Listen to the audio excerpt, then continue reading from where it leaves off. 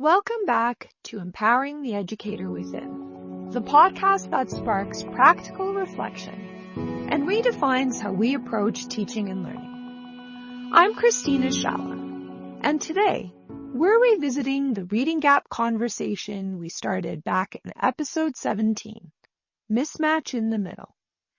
This time, we're going even deeper, asking, are the reading gaps we see in our classrooms really about students' abilities, or are they a result of how we're combining skills that should be taught separately? Let's start with two words that are often used interchangeably but shouldn't be: reading and vocabulary. Reading at its simplest means looking at written symbols and understanding what they mean.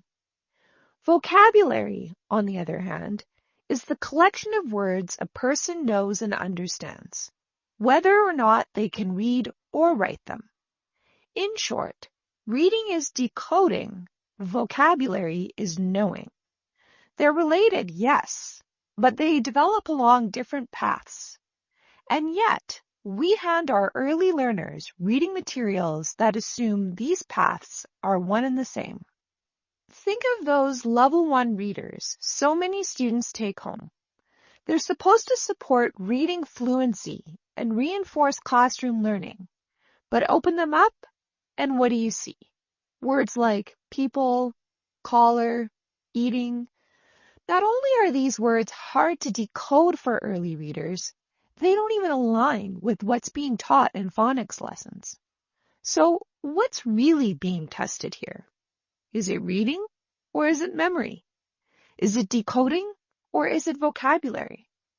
If we're honest, we're often assessing a child's ability to remember sight words or to guess based on pictures, not their actual reading development. So when they struggle, it's not necessarily because they can't read. It's because the book isn't matching what they've been taught. What we're calling a reading gap might actually be a resource gap, one that could be closed by rethinking how we design and use early reading materials. So let's look at what that could actually look like in practice. What if we had two kinds of books for early readers, each with a clear purpose? First, decoding readers. These would be short, simple texts that line up exactly with the phonics patterns students are learning. No tricky words, no surprises. Just opportunities for real confident reading. Then we'd have vocabulary builders, books meant to be read aloud by teachers and parents. These don't need to be complicated. In fact, the best ones are often quite simple.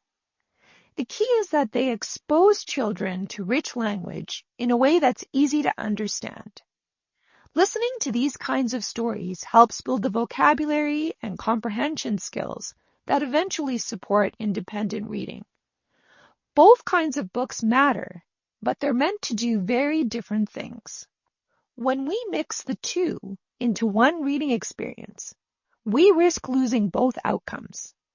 Students miss the chance to build decoding skills, and they're expected to read vocabulary that's beyond what they've actually been taught.